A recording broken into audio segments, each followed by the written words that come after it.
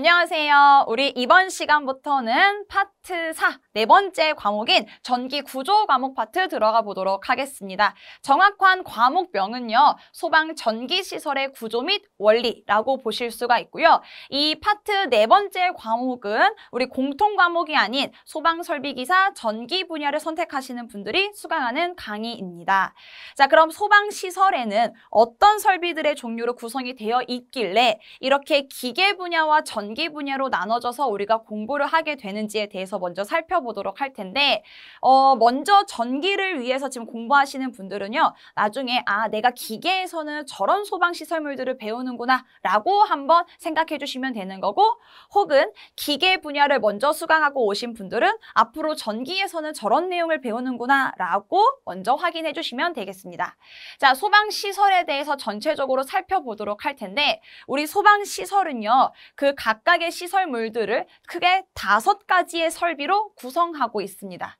총 5가지 설비예요. 그럼 그 5가지 설비가 어떻게 구성이 되는지 쭉 먼저 나열을 해보도록 할 텐데, 이 소방시설물들을 크게 분리를 하기 위해서는요, 화재가 발생을 하고 나서 그 나중에 소방관이 출동할 때까지의 전반적인 과정을 좀 살펴보게 되면은 어떤 소방시설물들이 설치가 되는지를 쉽게 파악할 수가 있습니다. 자, 그럼 저랑 같이 나열 한번 해보도록 할까요? 자, 가장 첫 번째 화재가 발생을 했습니다. 그럼 우리가 화재가 났다라는 것을 사람들이 알게 되죠. 근데 보통 어떤 걸 통해서 알게 돼요? 경종을 통해서 많이 알게 됩니다. 경종이 따르릉 하고 울리니까 그 소리를 듣고 화재가 발생했구나 라고 알 수도 있죠. 경종이 아니다라고 하게 되면은 사이렌, 확성기를 통해서 사이렌이 울리기도 할 것이고요. 혹은 아니면은 막 삐 거리는 이런 소리도 날 것이고 방송음이 나오기도 하겠죠.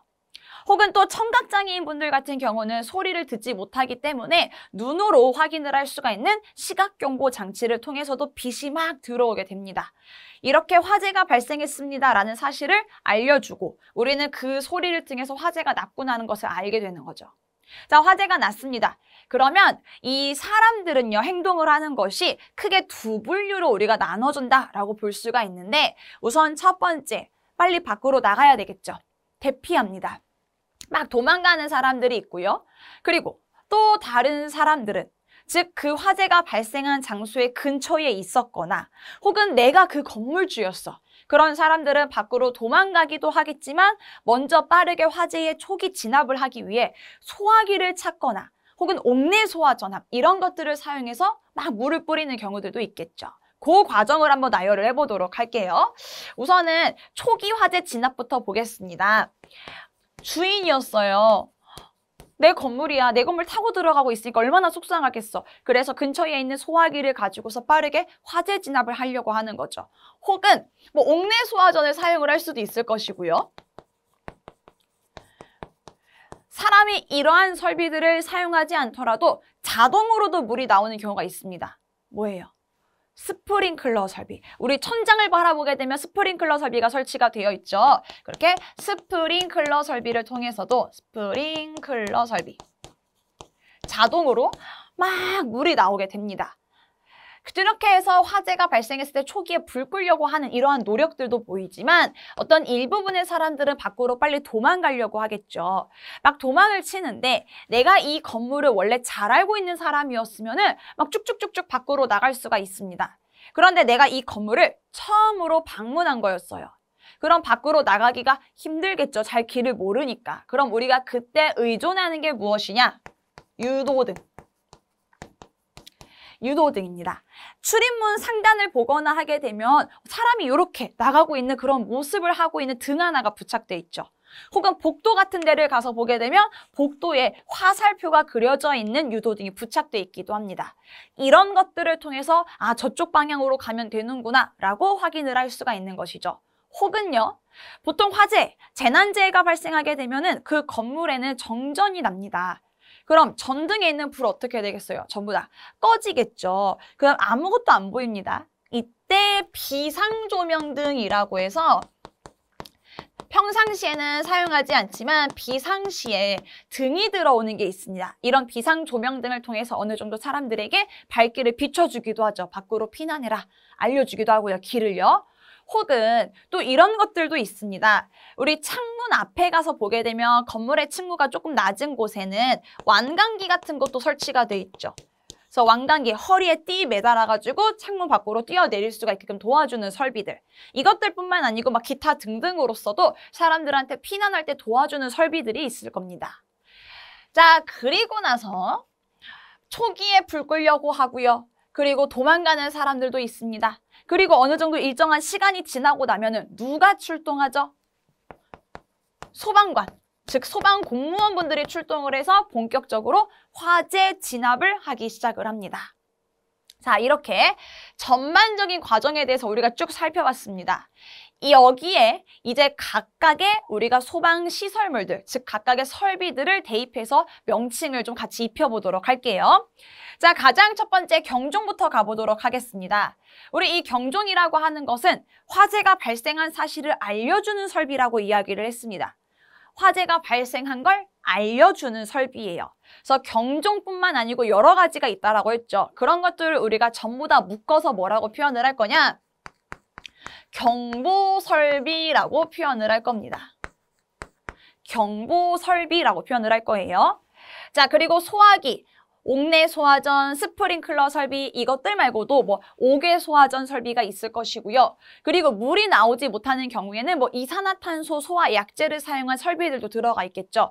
그러니까 이런 식으로 화재가 발생을 했을 때 초기에 빠르게 화재 진압을 위해서 사용하는 설비들을 우리는 소화하는 데 사용하는 설비다라고 해서 소화설비라는 표현을 쓸 겁니다.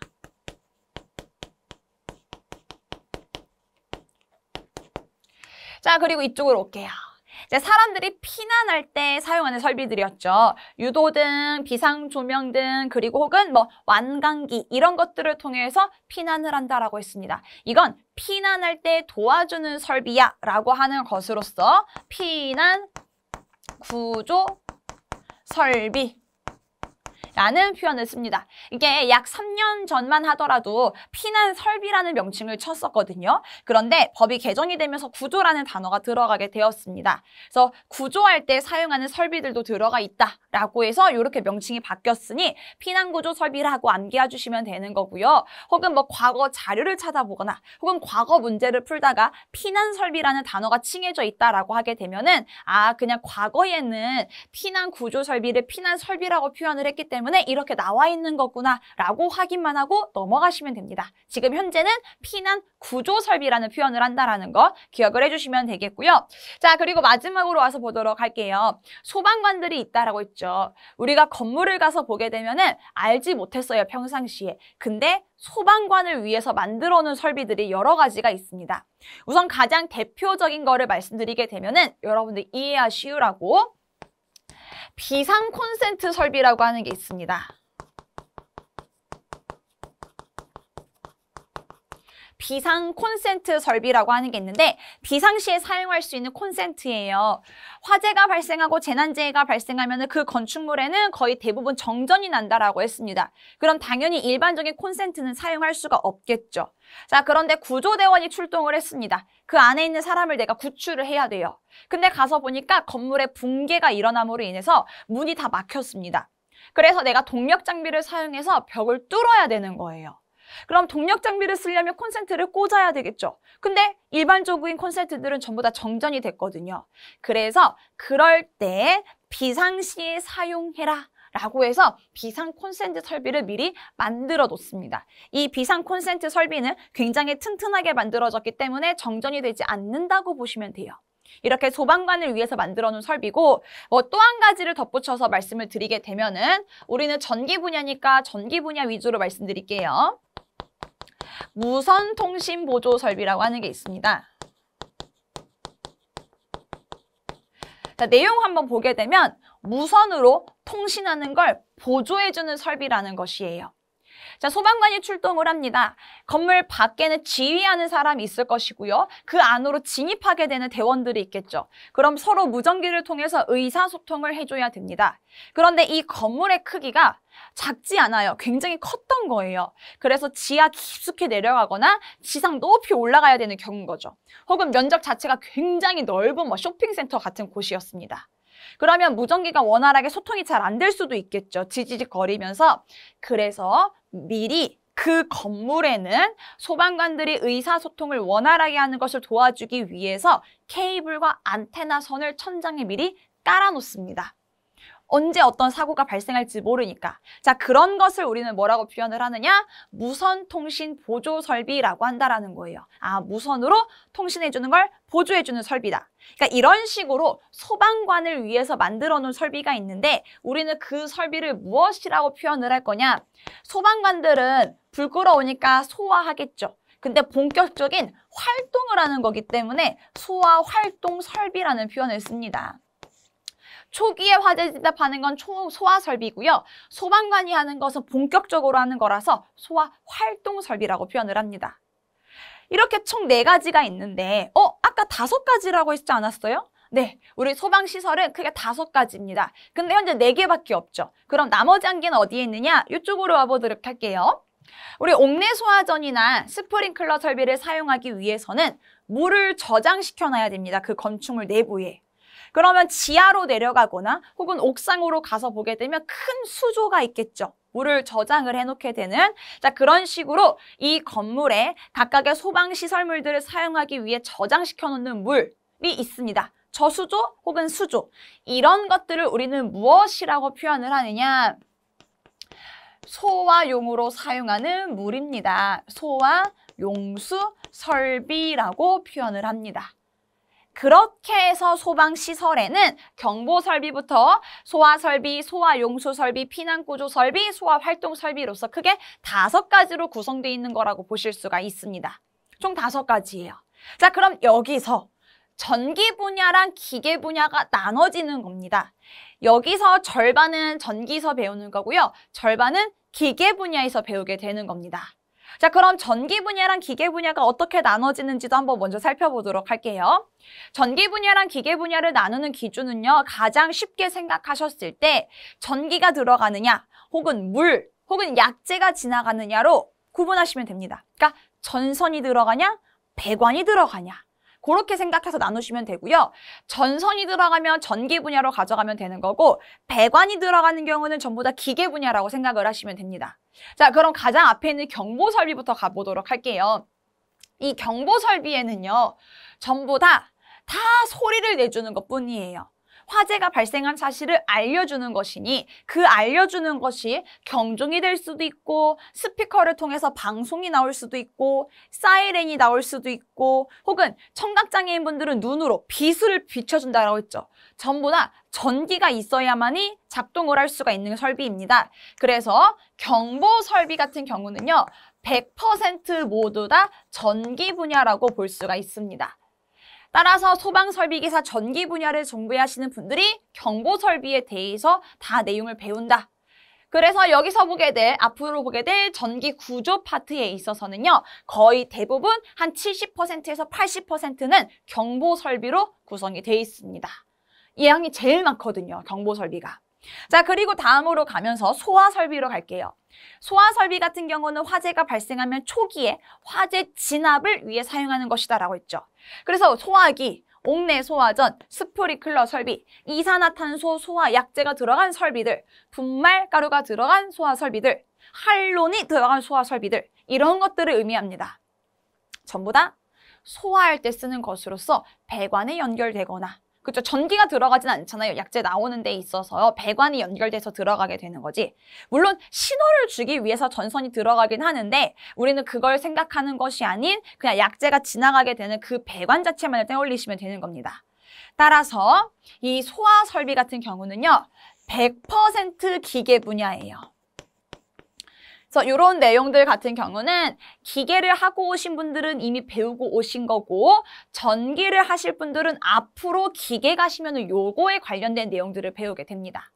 자, 그럼 밑에 있는 소화용수 설비도 가서 볼게요. 소화용수 설비는 물을 저장시켜 놓는 수조 같은 거라 그랬죠. 자, 수조입니다. 기계 분야일까요? 전기 분야일까요? 딱 봐도 기계 분야죠. 수조에 전선이 들어가진 않죠. 물이 지나가게 되는 배관이 연결되겠죠. 그래서 소화 용수 설비도 100% 기계 분야입니다. 우리가 전기에서는 다루질 않습니다. 자, 다음으로 넘어가면서 여기 피난구조 설비로 갈게요. 자, 피난 구조 설비를 와서 보게 되면 유도등, 비상조명등, 완강기, 그리고 혹은 구조대 이런 것들도 있고요. 혹은 뭐 방열복, 방화복, 옷 같은 거 입을 수 있는 것들 이런 것들도 모두 다 들어가 있습니다. 자, 그럼 전기 분야인지 기계 분야인지 한번 구분을 지어 보도록 할 텐데 전기 분야 같은 경우에 있어서 자, 위에 가서 유도등 보세요. 자, 유도등 전기 분야일까요?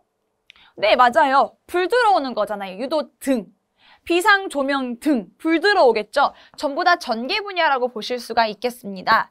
그런데 완강기, 허리 로프 줄 매달려서 그냥 뛰어내리는 것뿐이죠. 구조대라고 하는 것도 마찬가지로 그냥 사람들이 피난할 때 사용하는 설비가 되는 것이죠. 방열복, 그냥 옷이 되는 거죠. 이런 것들은 전부 다 전선이 들어가질 않습니다.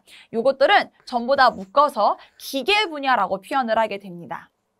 따라서 피난 구조 설비라고 하는 것은 반반이에요. 전기 분야도 들어가 있고요. 기계 분야도 들어가 있습니다. 따라서 전기를 공부하시는 분들은 그냥 피난 구조 설비라고 하게 되면 유도등과 비상조명 등만 머릿속에 떠올려 주시면 됩니다. 시험에 잘 나오는 건 비조보다는 유도등이니까 유도등 위주로 생각하시면 되고요. 자, 여기 소방관리에서 사용하게 되는 소화활동 설비를 갈게요. 소화활동 설비에는 총 6가지가 들어가게 됩니다. 근데 그 중에 절반도 아니에요. 딱 2가지만 우리 전기 분야라고 보실 수가 있고요. 나머지는 전부 다 기계 분야라고 볼 수가 있습니다. 기계 분야에는 이제 어떤 게 들어가게 되냐면 좀 쉽게 생각하시게 되면은요. 우리 건물 밖에 왔다 갔다 하는 도로 가서 보게 되면 요렇게 빨간 색깔 관이 툭 눈 튀어나와 있는 거 보신 적 있죠? 건물에 가면 뭐가 맨날 튀어나와 있잖아요. 요런 거 설치가 돼 있는 게 소화 활동 설비에 들어갈 것이고요. 요거는 무엇이냐면 소방관을 위해 만들어 놓은 거예요. 소방관을 위해 만들어져 있는 거고 소방 펌프차 있죠, 펌프차. 펌프차에 연결시켜서 물을 보내줄 수 있게끔 만들어 놓은 설비라고 볼 수가 있겠습니다. 그래서 소방 펌프차랑 연결해서 사용한다라는 것으로서 연결 송수관 설비, 연결 살수 설비 이런 명칭을 칭하게 됩니다. 네, 모두 다 배관과 연결돼서 사용하는 것으로서 물이 지나가는 거지 전선이 연결되는 게 아니죠. 그래서 기계 분야로 보는 겁니다. 다른 건 고려하실 필요 없어요. 우리가 지금 준비하는 건 전기니까. 그래서 전기 분야는 딱 비콩과 무통이라고 하는 2가지밖에 들어가질 않는다. 그럼 다시 한번 보면은 소화 활동 설비 2개밖에 없어. 피난 구조 설비 2개밖에 없어. 근데 여기 경보 설비를 가서 보게 되면 제가 말씀드리진 않았지만 총 경보 설비는 9가지로 들어가 있습니다. 9가지. 따라서 범위가 가장 넓은 게 무엇이다? 경보 설비다. 경보 설비만 내가 완벽하게 준비하게 되면은 시험 무조건 고득점 가능하다라고 보실 수가 있는 거죠. 그래서 이렇게 전체적으로 소방 시설물들이 있고 앞으로 우리가 보게 될 내용들은 경보 설비와 피난 구조 설비랑 그리고 소화 활동 설비에서 간단한 2개 정도 보게 되는 거다라고 정리를 해주시면 되겠습니다. 되셨죠? 그리고 이 4번째 파트가 또 중요한 이유를 한 가지를 또 더 말씀을 드리게 되면은 지금 제가 설명드린 경보 설비부터 시작해서 여기 소화 활동 설비 2가지까지 이 모든 내용들이 지금 현재는 필기를 공부하고 있죠. 하지만 나중에 실기 여러분들 공부하셔야 되잖아요. 2차 시험까지 준비해야 되니 그 실기 과목에 들어가게 되는 거의 100%가 요 과목이에요. 파트 2에 있는 전기 회로라고 하는 과목도 어느 정도 들어가기는 합니다. 그런데 그렇게 많은 비중을 차지하고는 있지는 않고요. 그건 아주 조금, 거의 대부분의 비중을 차지하는 것이 구조 파트이기 때문에 여기를 꼼꼼하게 공부를 하셔야 나중에 실기 때 조금 더 수월하게 공부를 하실 수가 있습니다. 아셨죠? 그래서 제가 현재 요 4번째 파트를 먼저 지금 촬영을 하고 있는 이유 중에 또 하나입니다. 먼저 좀 꼼꼼하게 공부하시라고요. 그만큼 중요한 과목이다라는 걸 말씀드리고 싶었습니다. 자, 그러면 가장 첫 번째 우리 이제 경보 설비부터 들어가서 살펴보도록 할 겁니다. 근데 경보 설비에는 총 9가지가 있다라고 했죠. 그 9가지에 관련된 내용부터 좀 살펴보도록 할 건데요. 9가지. 가장 대표적인 경보 설비가 뭐냐면 자동 화재 탐지 설비입니다.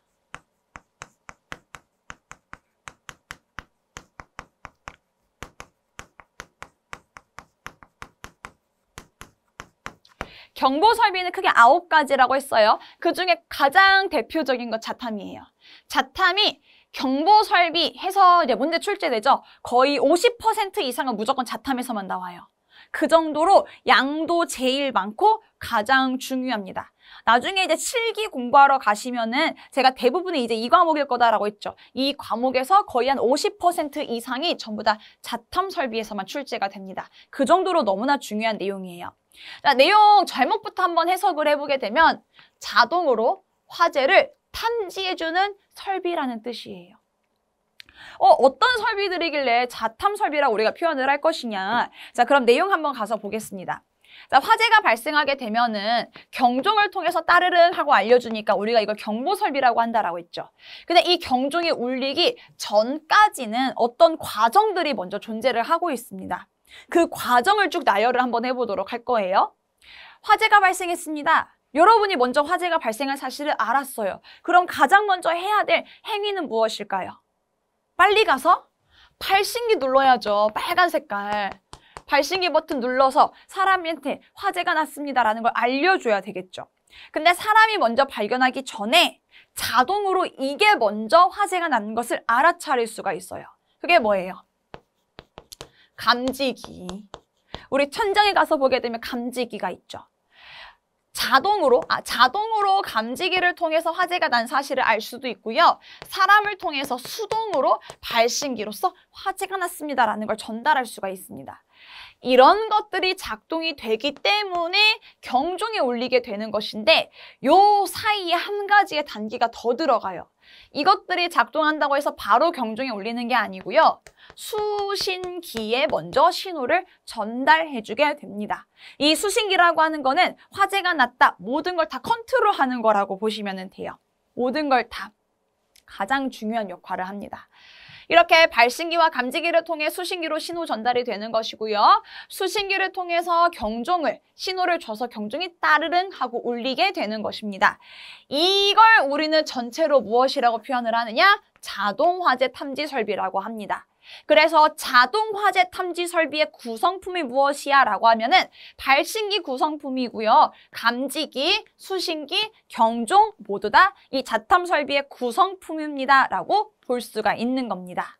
그래서 지금부터 우리가 보게 될 요 바로 이어서 자탐 설비 볼 거잖아요. 이때부터 보게 되는 내용들은 전부 다 어떤 내용들이냐? 발신기에 대한 내용들. 감지기에 대한 내용들, 수신기, 경종 이런 것들 하나에 대해서 배우는 것들이다라고 보실 수가 있습니다. 너무나 중요한 내용이라고 보실 수가 있는 거죠. 아시죠? 자, 이게 자동화재 탐지 설비였다.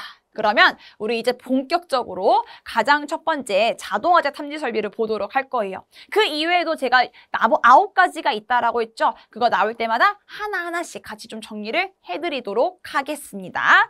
자, 그럼 가장 첫 번째 자동화재 탐지 설비를 가서 보도록 할 텐데 오른쪽에 시각경보장치라고도 같이 적혀져 있는 거 보이시죠? 이렇게 발신기, 감지기, 수신기를 통해서 경종이 울리게 될 텐데 만약에 청각장애인분들이 많이 활동하는 장소였다. 불특정 다수인이 많이 있는 곳이었다라고 하게 되면 시각경보 장치도 같이 연결됨으로 인해서 사람들에게 깜빡 불을 켜줌으로 인해 화재가 난 사실을 알려주기도 합니다. 그래서 시각경보장치는 자탐 설비의 구성품이라고 표현을 하질 않습니다. 시각경보장치는 하나의 경보 설비예요. 따로 가져가셔야 됩니다. 그러면 경보 설비에 총 9가지가 있다라고 했죠. 자, 우리 2가지 배운 겁니다. 한 가지는 무엇이에요? 자동화재 탐지 설비. 또 다른 한 가지는 뭐예요? 시각경보 장치라고 볼 수가 있습니다. 그럼 가장 먼저 자탐부터 먼저 보도록 할게요. 자동화재 탐지 설비에 대한 정의입니다. 화재 발생을 감지해서 당해 소방 대상물에 화재 발생을 그 대상물 관계자에게 알려줄 수 있는 설비를 말하게 되는 거다. 자, 이러한 자동화재 탐지 설비가 설치가 되어 있는 건축물이 어디가 됩니까?가 아래 나와 있는 거죠. 어디서 봤어요? 소방관계, 법규에 나오는 내용인 거죠. 노유자와 숙박시설이 있는 수련시설로서 수용 인원이 100명이 넘어갔고 연면적이 400제곱미터 이상이라면 자탐 설치해라. 안 볼 겁니다. 넘어갈 거예요. 그냥 이런 게 있다. 법규 공부하시는 분들 같이 복습하시라고 넣어드린 내용이니까 넘어가셔도 괜찮습니다. 간혹가다 시험에서 한 번씩 물어보긴 하는데 그거는 기출됐었던 걸 반복해서 출제를 하는 편이라서 지금 이번에는 다 보지 않을 거고요. 나중에 기출문제를 통해서 어떤 것들이 이렇게 구조 파트에 출제가 됐는지 확인을 해보도록 할 겁니다. 쭉 넘어가겠습니다. 자, 그럼 첫 번째 자탐 설비의 구성을 가서 보니까 감지기 들어가 있죠. 발신기 들어가 있고요. 수신기도 있습니다. 그리고 음향장치, 경종이라고 보실 수가 있죠. 그건 말고도 이것들을 모두 다 연결시켜줘야 되니까 당연히 배선 들어갈 수밖에 없습니다. 그런데 전원도 당연히 넣어줘야 될 것이고요. 근데 중계기라고 하는 게 뭐죠? 네, 중계기는 우리가 나중에 뒤에서 추가적으로 배우게 될 건데요. 보통 중계기는 이제 요 단계에 하나가 추가되는 거라고 보시면 됩니다. 제가 뒤에서 좀 더 자세하게 설명을 드리도록 할게요. 지금은 넘어가겠습니다. 그리고 표시등이라고 하는 것은 이렇게 여기에 발신기 있습니다라고 해서 표신기 하나 같이 들어가게 되는데 그냥 같이 이렇게 구성품으로 표기되고 있는 거라고만 생각해 주시면 돼요.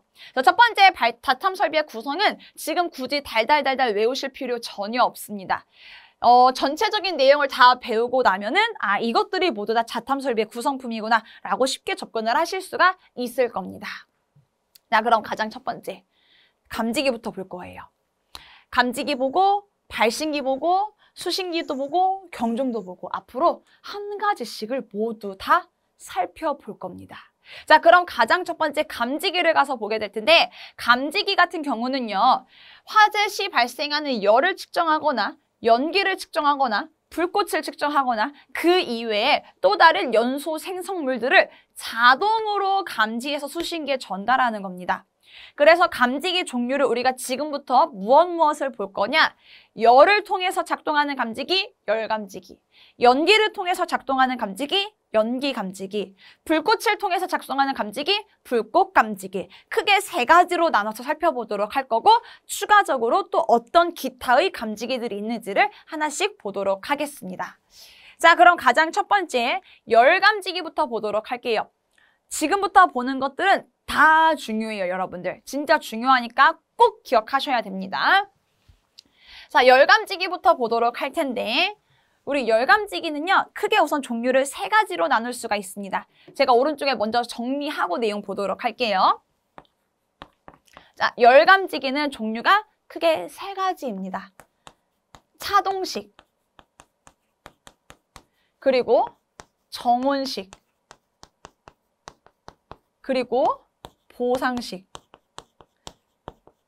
세 가지로 나눠져요. 그래서 열감지기는 차정보가 있어, 차정보가 있어 라고 표현을 합니다. 차동식, 정온식, 보상식. 쓰임새가 달라요. 마지막에 있는 이 보상식부터 먼저 말씀을 드리면 이 보상식은 위에 있는 차동식과 정온식 있죠.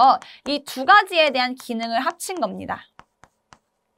두 가지의 기능을 합쳐서 둘 중에 하나만 걸리더라도 무조건 작동해라. 5호 기능이죠.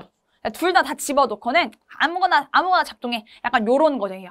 그래서 보상식은 쓰일 수 있는 장소가 그렇게 망땅치가 않아서 사람들이 많이 안 쓴 거죠. 그래서 어떻게 됐어요? 안 만들어지고 있어요. 근데 아직 기준은 남아있어요. 그래서 보상식이 무엇이냐라고 하면은 차동식과 정온식의 기능을 모두 다 갖춘 것이야 라고만 기억을 해주시면 되는 겁니다. 자, 그럼 차동식을 가서 보도록 할 텐데 우리가 차동식이라고 하는 감지기를 가서 보게 되면은요. 이 차동식이라고 하는 걸 이렇게 한마디로 줄여서 표현을 할 수가 있습니다.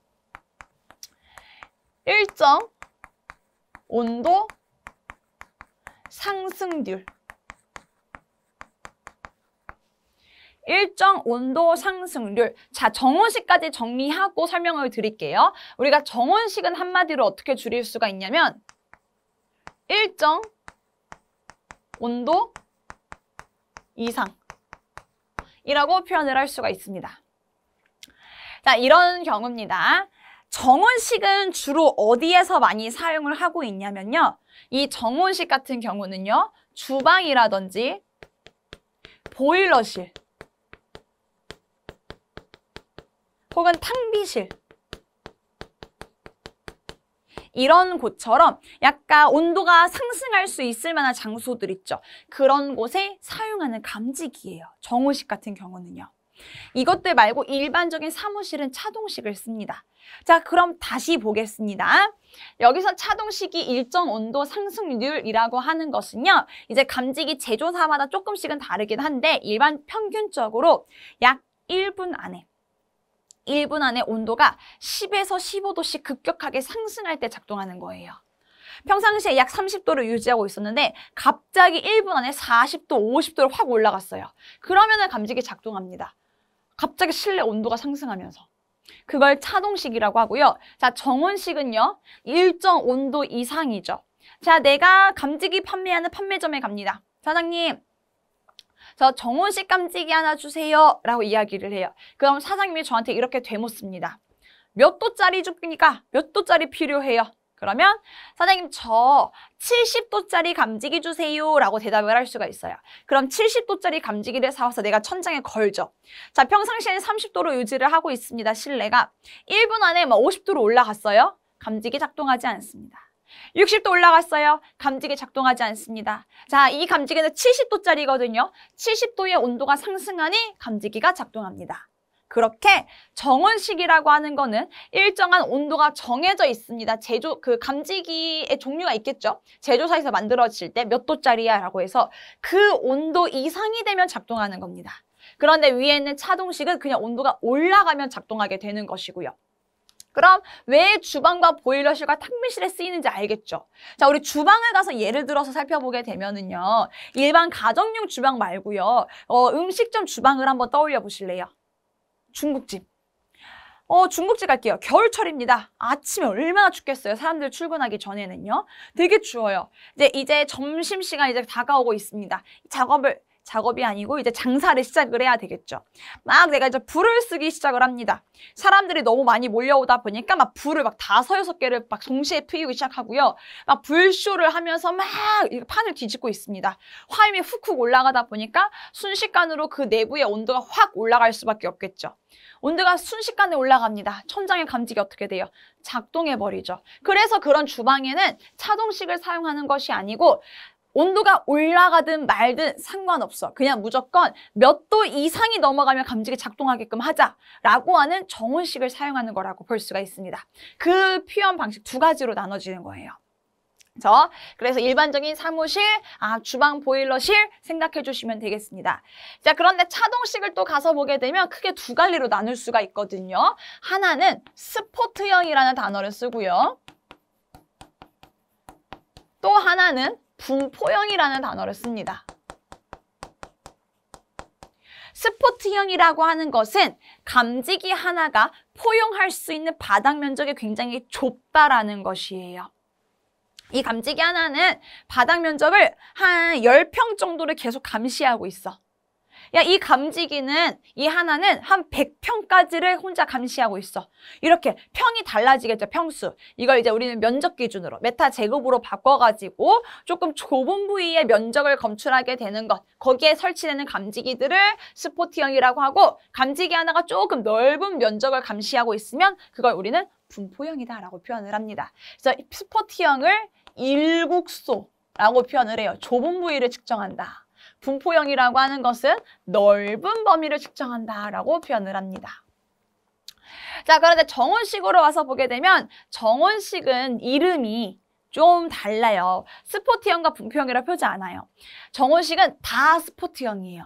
다 스포트형이에요. 하지만 하나는 스포트형이라고 정확하게 명칭을 칭하는데 하나는 스포트형이라고 안 합니다. 감지선형이라고 표현을 합니다. 차이가 무엇이냐? 이 정온식 스포트형 같은 경우는 일반 감지기 모습을 하고 있어요. 우리가 천장 바라봤을 때 보이는 감지기들 있죠. 그냥 그런 일반적인 경우인데 밑에 있는 감지선형이라고 하는 것은 저 여기 지금 마이크 달려있는데 선 있죠. 전선. 그런 모습을 하고 있습니다. 그래서 스포트형이라고 하는 것은 외관이 전선이 아닌 거다라고 그렇게 정의를 하고요. 정의 자체에서. 감지선형은 외관이 전선의 모습을 하고 있는 것이다 라고 우리는 정의를 내립니다. 그래서 둘 다 스포트, 좁은 부위에 사용하는 것이긴 한데 이거는 전선이 아닌 얘는 전선인 그런 모습을 하고 있는 것입니다. 그럼 밑에 있는 보상식은 2가지의 기능을 합친 거라고 했죠. 그럼 뭐랑 뭐를 섞었겠어요? 공통으로 들어가는 것. 차동식 스포트형과 정온식 스포트형을 합쳤습니다. 그래서 보상식이라고 하는 것은 스포트형 하나밖에 없습니다. 보상식 감지기 하면은요, 그냥 무조건 보상식 스포트형 감지기예요.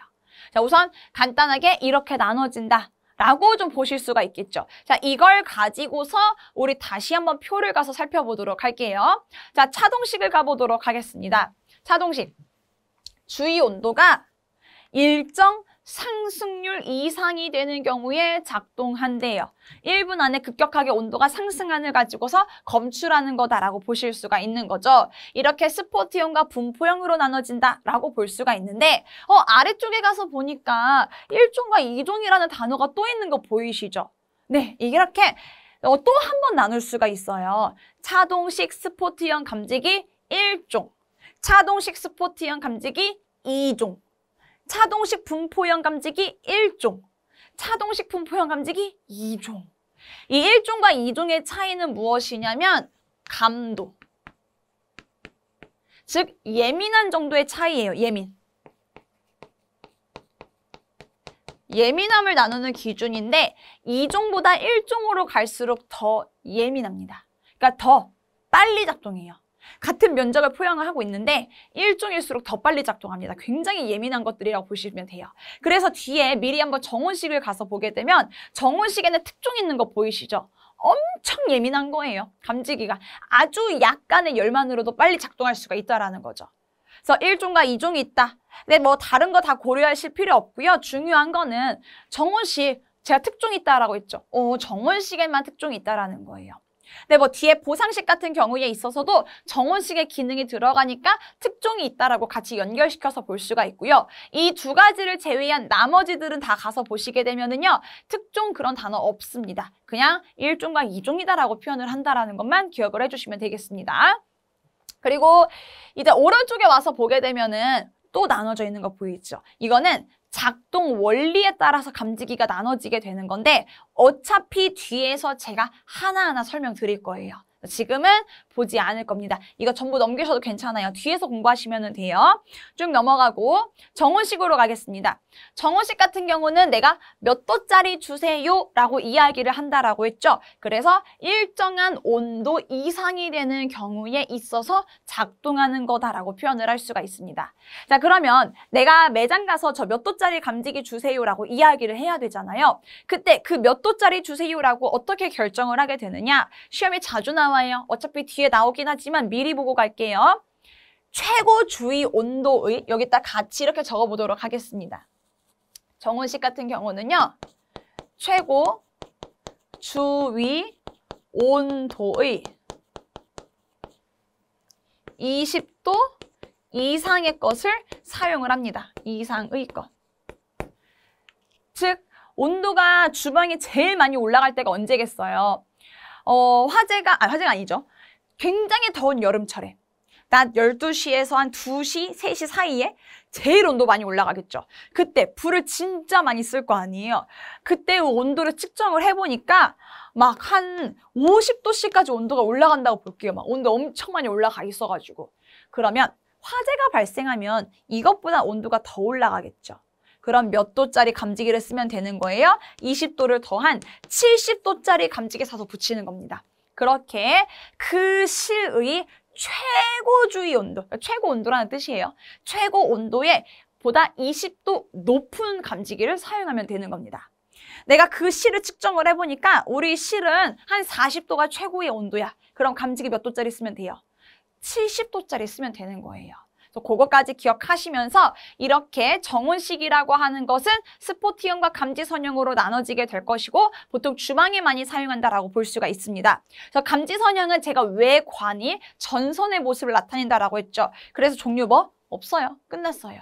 하지만 스포트형에는 이렇게 종류가 나눠진다. 근데 우리 뒤에 공부할 때 스포트형에 대한 종류는 따로 보질 않을 겁니다.